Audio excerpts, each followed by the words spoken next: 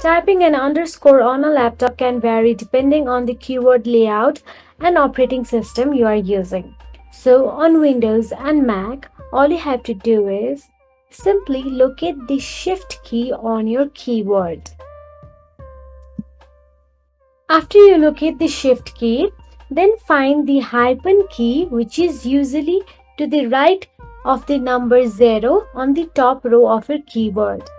Then hold down the Shift key, and while holding Shift, press the hyphen key, also known as minus. This will produce an underscore on your keyboard. So all you have to do is tap on the Shift and hyphen key together and an underscore will be shown. So that is it. If you found this video helpful, please like, share and subscribe, and thank you so much for watching.